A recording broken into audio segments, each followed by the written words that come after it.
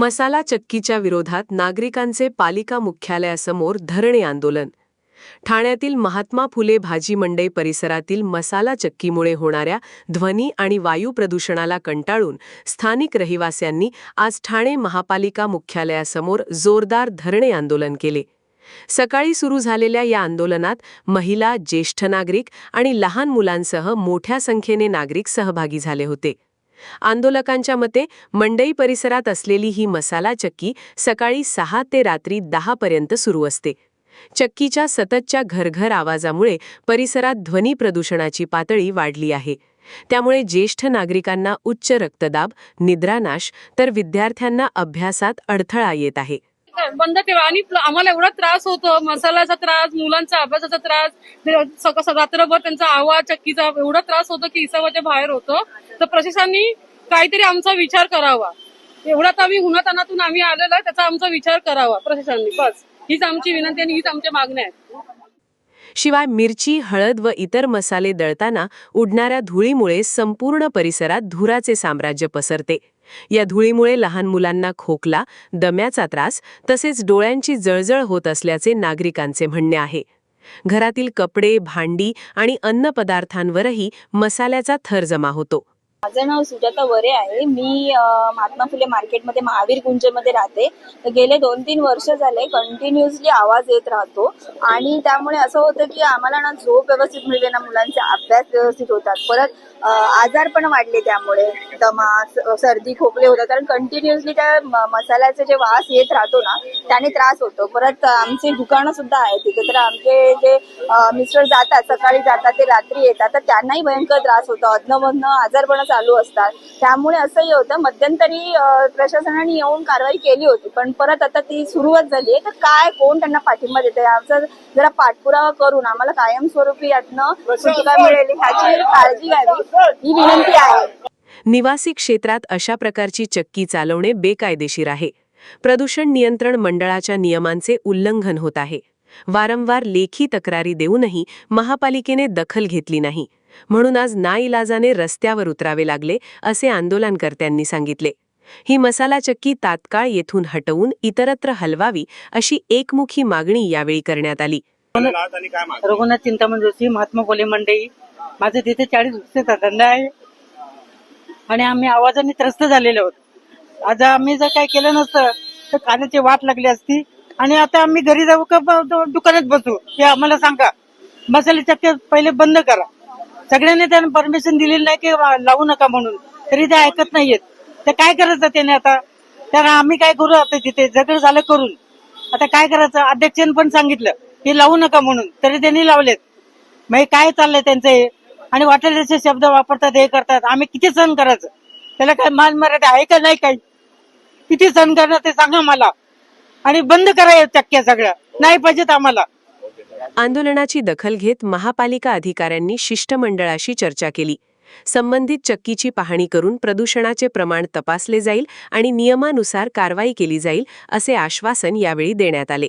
मात्र ठोस लेखी आश्वासन मिळत नाही तोपर्यंत आंदोलन मागे घेणार नाही, असा पवित्रा नागरिकांनी घेतला आहे.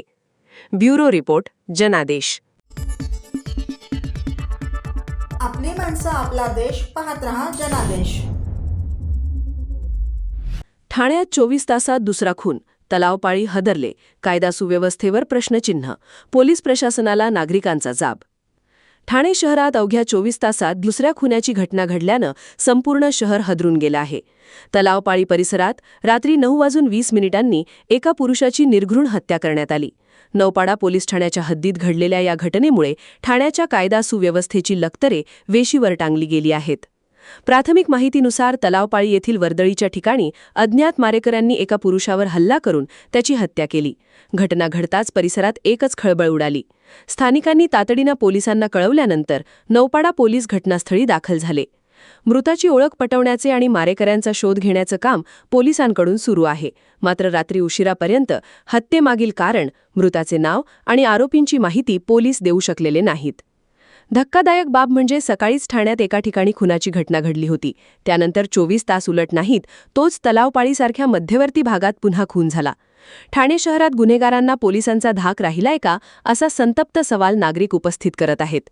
दिवसाढवळ्या रात्रीच्या वेळी शहराच्या मध्यभागी खून होतात आणि पोलीस फक्त तपास सुरू आहे एवढेच सांगतात. नागरिकांनी सुरक्षित तरी वाटावे कसे, असा जाब स्थानिक रहिवासी पोलीस प्रशासनाला विचारत आहेत. तलावपाळी परिसर हा नेहमी वर्दळीचा आणि सीसीटीव्हीच्या जाळ्यात असलेला भाग मानला जातो. तरीही भर रस्त्यात खून होतो आणि आरोपी मोकाट सुटतात, याचा अर्थ काय? रात्रीची गस्त वाढवण्याच्या पोलीस आयुक्तांच्या घोषणा कागदालाच राहिल्या का? ठाण्यातील अनेक सीसीटीव्ही बंद अवस्थेत असल्याच्या तक्रारी वारंवार येऊनही प्रशासन डोळेझाक करत आहे.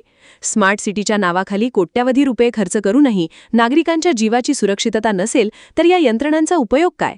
नौपाडा पोलीस ठाण्याच्या हद्दीत गेल्या काही महिन्यात घरफोडी, चेन स्नॅचिंग, हाणामारी आणि आता खुनाच्या घटनांमध्ये वाढ झाली आहे. तरीही वरिष्ठ पोलीस अधिकाऱ्यांकडून ठोस कारवाई होताना दिसत नाही.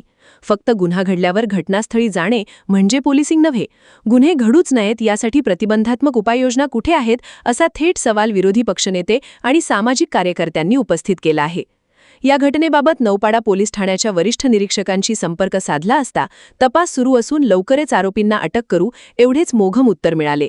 मात्र ठाणेकरांना आता आश्वासन नको, कृती हवी आहे. गृहविभाग आणि ठाणे पोलीस आयुक्तालयाने या घटनेची गंभीर दखल घेऊन तातडीनं उपाययोजना जाहीर कराव्यात, अशी मागणी जोर धरू लागली आहे.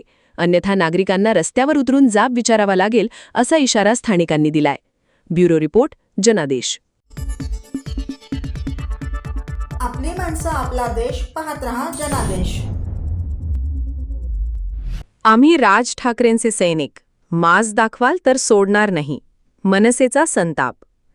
मराठी भाषेचा अपमान करणाऱ्या आणि प्रवाशांशी अरेरागी करणाऱ्या काही ओला उबर चालकांविरोधात महाराष्ट्र नवनिर्माण सेना आक्रमक झाली आहे. मनसेच्या ठाणे पालघर जिल्हाध्यक्ष अविनाश जाधव यांनी पत्रकारांशी बोलताना या चालकांना थेट इशारा दिला. ज्यांना महाराष्ट्रात राहून मराठी येत नाही त्यांनी परवाना ठेवू नये.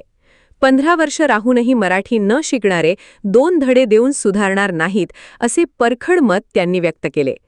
ठाण्यात ओला उबर चालकाने मराठी प्रवाशाशी अरेरावी केल्याची आणि मराठी बोलण्यास नकार दिल्याची घटना नुकतीच घडली होती.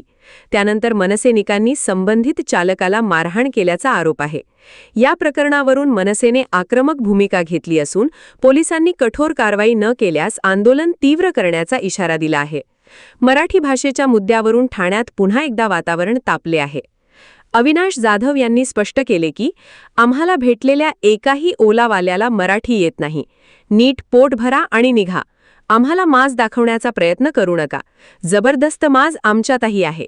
आम्ही महाराष्ट्र सैनिक आहोत, राज ठाकरेंचे सैनिक आहोत. तुम्ही लोकांबरोबर चुकीचं वागणार असाल तर आम्हाला तुमच्याबरोबर वागताना वाईट वाटणार नाही. मारहाणीच्या घटनेत गुन्हा दाखल न झाल्याबद्दल संताप व्यक्त करत अविनाश जाधव म्हणाले, उपमुख्यमंत्र्यांनी 307 दाखल होणार असे सांगितले. ते करून दाखवा. अशी घटना केली तर कायद्याचा बडगा बसतो, ही भीती बसली पाहिजे. जांभळी नाका येथील घटनेत आरोपींना अटकच केली नाही. या लोकांना माज आलाय. त्यांना धडा शिकवण्याची वेळ आली आहे. पोलिसांनी शिकवावा. अशी मागणी करताना मनसे कार्यकर्त्यांनी वाहन चालकांना मारहाण केल्याच्या आरोपावर ते म्हणाले, त्यांनी आमच्या लोकांना मारल्यावर काही होत नाही. आम्ही मारल्यावर लगेच प्रश्नचिन्ह. असं कसं चालेल? जागायच्या गाड्या लावायची पार्किंगला आणि ज्या पद्धतीने तुम्ही बसताय त्या पद्धतीने तुम्ही तुमचा अरेरावीपणा पुन्हा दाखवताय. यात जेवढे ओलावाले आम्हाला भेटले त्यात एकही मराठी ओलावाला नाहीये. माझं मत आहे, नीट पोट भरा आणि निघा. आम्हाला इथे माज दाखवण्याचा प्रयत्न करू नका. जर आम्हाला माज दाखवण्याचा प्रयत्न केला तर जबरदस्त माज आमच्यामध्ये पण आहे. आम्ही महाराष्ट्र सैनिक आहोत, राज ठाकरेंचे सैनिक आहोत. जर तुम्ही लोकांबरोबर चुकीचं वागणार असाल तर आम्हाला तुमच्याबरोबर चुकीचं वागताना कुठलीच वाईट वाटणार नाही. तर मी पोलिसांना त्यांच्यावर जो गुन्हा टाकला, माननीय उपमुख्यमंत्र्यांनी सांगितलं 307 दाखल होईल, बरोबर आहे. तुम्ही त्यांना तेच म्हटलं की कृपया जे त्यांनी म्हटलं ते करून दाखवा. केस टिकेल की नाही ते नंतर बघू, पण आता त्यांना एक भीती बसली पाहिजे की जर अशा प्रकारची कुठलीही घटना आम्ही केली तर आमच्यावर कायद्याचा बडगा बसतो. हे दाखवण्याची एक चांगली संधी आहे. कारण जे तुम्ही जर बघाल तर त्या दिवशी जांभळी नाक्याला झालेल्या घटनेत आरोपींना अटकच नाही केली. ते दुसऱ्याची पुन्हा तिथे होते. आता वेळ आलेली आहे, तुम्ही याच्यामध्ये ही जी कोणी लोक आहेत त्यांना माज आलाय, त्यांना धडा शिकवण्याची वेळ आहे. पोलिसांनी शिकवावी. का नाही? म्हणजे त्यांनी आमच्या लोकांना मारल्यावर काही होत नाही, बरोबर आहे. आम्ही मारल्यावर लगेच त्याचं समर्थन होणार की नाही याच्यावर प्रश्नचिन्ह उचललं जातं. अरे वा, असं कसं होईल? एका वृद्ध माणसाला 80-85 वर्षाला माणसाला दगड टाकले पाहिजे, त्याला लाज नाही वाटली, आम्हाला का लाज वाटली पाहिजे? आणि मग यातनं एक प्रवृत्ती तयार होते, यांना जागेवरच ठेचलं पाहिजे, काय व्हायचं. माझं मत आहे की जे लोक 15-15 वर्ष राहून मराठी शिकले नाहीत ना, ते तुम्ही 2 धडे शिकवून काय शिकणार नाही. ज्याला मराठी येते त्याच्याकडेच परमिट राहील. हा नियम लागू करावा तरच काहीतरी होईल, नाही तर अशा घटना रोज घडतात. आदरणीय साहेबांचा कॉल आला होता, ज्या व्यक्तीला मारलं त्याची चौकशी केली, विचारपूस केली, आणि हे जे कोणी आहेत त्यांना योग्य तो धडा शिकवण्याची जी काही साहेबांची एक शैली आहे त्यात आम्हाला सांगितलं, आणि तो ज्याने केलंय त्याला आम्ही सोडणार नाही, एवढं नक्की. परिवहन मंत्र्यांच्या मराठी शिकण्यासाठी सूट देण्याच्या धोरणावर टीका करताना ते म्हणाले, 15-15 वर्ष राहून जे मराठी शिकले नाहीत ते 2 धडे शिकवून शिकणार नाहीत. ज्याला मराठी येते त्याच्याकडेच परमिट राहील, हा नियम लागू करावा, नाहीतर अशा घटना रोज घडतील. राज ठाकरे यांनी ज्या व्यक्तीला मारहाण झाली त्याची चौकशी केली असून हे जे कोणी आहेत त्यांना योग्य तो धडा शिकवण्याची साहेबांची शैली आहे. ज्याने केलंय त्याला आम्ही सोडणार नाही, असे अविनाश जाधव यांनी सांगितले. ब्युरो रिपोर्ट, जनादेश. आपली माणसं, आपला देश. पाहत रहा जनादेश. ठाणे महानगरपालिकेचे मालमत्ता कर म्हणजेच प्रॉपर्टी टॅक्स भरण्याचे आवाहन. सन 2022-23 या आर्थिक वर्षाचे मालमत्ता कराचे म्हणजेच प्रॉपर्टी टॅक्सचे बिल ठाणेकर करदात्यांना महापालिकेमार्फत आर्थिक वर्षाच्या सुरुवातीस म्हणजेच माहे एप्रिल 2022 मध्ये देण्यात आलेले आहे. तथापि अद्यापही काही करदात्यांनी मालमत्ता कर महापालिकेकडे जमा केलेला नाही. सध्या आर्थिक वर्षाचा अंतिम टप्पा सुरू झाला आहे. मालमत्ता कर वसुलीसाठी महापालिकेतर्फे कडक कारवाई हाती घेण्यात आली आहे. या अंतर्गत जंगम मालमत्ता, टीव्ही, फ्रीज, वाहन व इतर जप्त करणे तसेच स्थावर मालमत्ता वॉरंट बजावून जप्त करण्यात येत असून मालमत्तेचा जाहीर विक्रीद्वारे लिलाव करून कराची रक्कम वसूल करण्यात येत आहे. मालमत्तेस पाणी पुरवठा करण्यात येणारे नळ संयोजन खंडित करण्यात येत आहेत. त्याचप्रमाणे थकीत मालमत्ता करावर 2% व्याज आकारले जात असल्याने भरावयाची रक्कम वाढत आहे. आपला मालमत्ता कर propertytax.thanecity.gov.in या लिंकद्वारे तसंच गुगल पे, फोन पे, पेटीएम याद्वारे ऑनलाईन पद्धतीने करण्याची सुविधा उपलब्ध करून दिली आहे.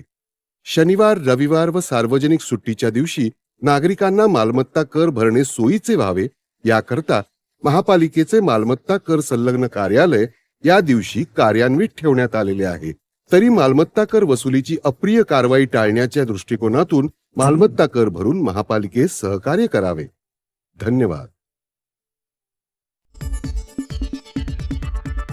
आपली माणसं, आपला देश. पाहत रहा जनादेश. ठाण्यातील काही भागात 24 तास पाणीपुरवठा बंद. MMRDA कडून सुरू असलेल्या आनंदनगर ते साकेत एलिव्हेटेड रोडच्या कामात इंदिरानगरकडे जाणारी 813 मिलीमीटर व्यासाची जुनी जलवाहिनी बाधित झाल्याने 900 मिलीमीटरची नवीन 2200 मीटरची जलवाहिनी टाकण्याचे काम हाती घेण्यात आले आहे. यातील 800 मीटरचे काम पूर्ण झाले असून जुनी लाईन निकामी करून नवीन लाईन जोडण्यासाठी शुक्रवार 12 जून रोजी सकाळी 9 ते शनिवार 13 जून रोजी सकाळी 9 वाजेपर्यंत एकूण 24 तासांचा शटडाऊन घेतला जाणार आहे. या काळात इंदिरानगर, साठेनगर, आंबेवाडी, डवलेनगर, सावरकरनगर, लोकमान्य नगर पाडा, नंबर 2, 3 व 4, चैतीनगर, परेरानगर, झांजेनगर, श्रीनगर, किसननगर, शिवटेकडी, शांतीनगर, कैलासनगर, भटवाडी, वारलीपाडा, रूपादेवीपाडा, रामनगर, सीपी तलाव व येऊर परिसरात पाणीपुरवठा पूर्णपणे बंद राहील. तसेच शटडाऊननंतर पुढील 1 ते 2 दिवस या भागात कमी दाबाने पाणी येणार असल्याने नागरिकांनी पाणी जपून वापरावे व आवश्यक साठा करून ठेवावा, असे आवाहन ठाणे महापालिकेने केले आहे. ब्युरो रिपोर्ट, जनादेश. आपली माणसं, आपला देश. पाहत रहा जनादेश. मेट्रोमुळे ठाण्यातील लघुउद्योग धोक्यात. 40 उद्योजकांवर स्थलांतराचे संकट. आरेखन बदलाची मागणी. ठाणे अंतर्गत वर्तुळाकार मेट्रो प्रकल्पाला नागरिक आणि पर्यावरण प्रेमींच्या विरोधानंतर आता लघु उद्योजकांचाही विरोध वाढला आहे. पोखरण रोड उपवन येथील सुमारे 30 ते 40 लघुउद्योग या प्रकल्पामुळे बाधित होणार असल्याने उद्योजकांवर स्थलांतराची टांगती तलवार आहे. त्यामुळे प्रकल्पाचे आरेखन बदलण्याची मागणी जोर धरू लागली आहे. ठाणे शहरातील अंतर्गत मार्गांवर 12,200 कोटी रुपये खर्चाच्या वर्तुळाकार मेट्रो प्रकल्पाचे काम सध्या उपवन आणि ब्रह्मांड भागात वेगाने सुरू आहे. मेट्रो मार्गिकेसाठी पत्रे उभारण्यात येत आहेत. मात्र या प्रकल्पाचे आरेखन थेट लोकवस्ती आणि औद्योगिक क्षेत्रातून जात असल्याने वाद निर्माण झाला आहे. पोखरण रोडवरील उपवन भागात 700 ते 800 लघु उद्योग आहेत. येथे यंत्रांचे सुटे भाग तयार होतात. राज्य आणि देशाच्या आर्थिक विकासात हे उद्योग महत्त्वाची भूमिका बजावतात. दरवर्षी या भागातून कोट्यावधी रुपयांचा महसूल सरकारला मिळतो. परंतु मेट्रोचे आरेखन या उद्योगांवरून जात असल्याने अनेक उद्योजक देशोधडीला लागण्याची भीती आहे. या संदर्भात पोखरण लेक स्मॉल स्केल इंडस्ट्रीज असोसिएशनने महामेट्रोच्या अधिकाऱ्यांशी चर्चा केली. महामेट्रोचा दावा आहे की फक्त 15 लघु उद्योजक बाधित होतील. मात्र संघटनेच्या म्हणण्यानुसार ही संख्या 30 ते 40 आहे. लघु उद्योजकांनी नुकतीच आमदार संजय केळकर यांची भेट घेऊन व्यथा मांडली. त्यानंतर महामेट्रोचे अधिकारी आणि उद्योजकांची संयुक्त बैठक झाली. ठरल्याप्रमाणे आमदार संजय केळकर, लघु उद्योजक आणि महामेट्रोच्या अधिकाऱ्यांनी प्रत्यक्ष जागेची पाहणी केली. यावेळी आमदार संजय केळकर म्हणाले, या ठिकाणी आम्ही पाहणी दौरा आयोजित केला होता आणि मेट्रोचे अधिकारी आणि आपले ओपन इंडस्ट्रीचे प्रतिनिधी आणि जे गाळे आहेत की जिथून मेट्रो जाते तर यांचा पाहणी दौरा आज आम्ही केला. आणि या पाहणी दौऱ्यामध्ये अनेक गोष्टी ज्या आहेत त्या आढळल्या. त्याच्यामध्ये निरनिराळे पर्याय देखील इथल्याही लोकांनी सुचवले आणि मेट्रोच्याही लोकांनी सुचवले. आता याच्यामध्ये नक्की किती गाळे बाधित होत आहेत त्याचा सर्व्हे केला जाईल आणि त्या सर्व्हेच्या नंतर देखील याच्यातनं की कमीत कमी इथल्या आमच्या उद्योजकांना त्रास होईल, कमीत कमी इथल्या उद्योजकांवर त्याचा परिणाम होईल, त्यांच्या पोटापाण्यावर, अशा प्रकारची रचना करण्याचा आम्ही त्यांच्या वतीने मेट्रोकडे प्रयत्न करू. आणि मला निश्चितपणे खात्री आहे आता काही ठिकाणी मेट्रोने आपल्या जागाही बदलल्या, स्टेशनची जागाही पुढे नेल्या, तर त्या पद्धतीने जे जे टेक्निकली शक्य आहे ते करून घेण्याचा आपला प्रयत्न. त्यांना एका वाक्यात सांगायचं म्हणजे त्यांना कुठेही लांब जाण्याचा तर प्रश्नच नाही, परंतु जे बाधित किती होतील ते एकदा कळलं की त्यांना त्या ठिकाणीच आपण कशा पद्धतीने त्यांचं अकोमोडेशन करता येईल, स्थलांतर, ते देखील बघू. त्यांना कुठलाही त्रास होणार नाही त्यांच्या, कारण हे लघु उद्योजक आहेत, MSME येतात, छोटे छोटे उद्योग आहेत. 50 वर्षापासून हे लोक इथे आमचे आहेत. 2-3 हॉटेल पण आहेत तिथे.